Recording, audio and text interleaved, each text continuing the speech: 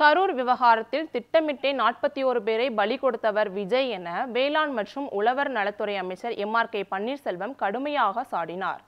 கடலூர் தேவானம்பட்டி பகுதியில் 10 கோடி ரூபாய் மதிப்பில் மருத்துவ அலுவலர் கட்டிடம் மறுசீரமைப்பு பணி தொடங்க உள்ளது.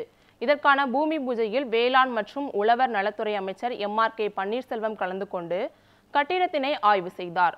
பின்னர் செய்தியாளர்களிடம் பேசிய அவர், தமிழகத்தில் நெற்பயிர் பாதிப்பு குறித்து தமிழக வெற்றி கழக தலைவர் விஜய் கூறிய கருத்தை கடுமையாக விமர்சித்ததோடு, ஆட்சி நிர்வாகம் என்பது ஷூட்டிங் கிடையாது, செட்டு போட்டு நாடகம் ஆடுவதற்கு என கூறினார்.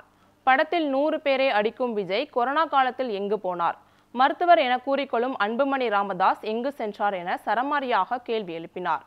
மேலும் உரம் பதுக்கல் நடைபெறும் இடங்களை சுட்டிக்காட்டுங்கள், கடுமையாக நடவடிக்கை எடுக்கப்படும் எனவும் அமைச்சர் எம்.ஆர்.கே. தெரிவித்தார்.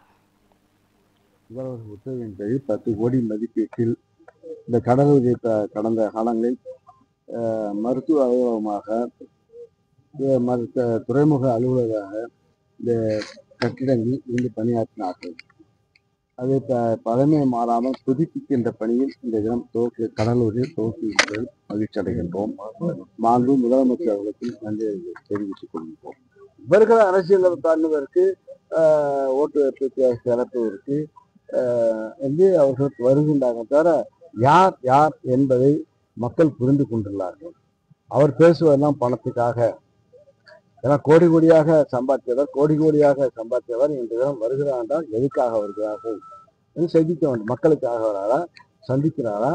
மக்கள் இப்ப என்ன சொல்ல போனா, இவரால் கிட்டத்தட்ட 41 உயிர்கள் பலியிடப்பட்டது. அதை திட்டமிட்டே செய்கின்றார்கள். குற்றம் சொல்ல திட்டமிட்டே அவர்கள் செய்கின்றார்கள்.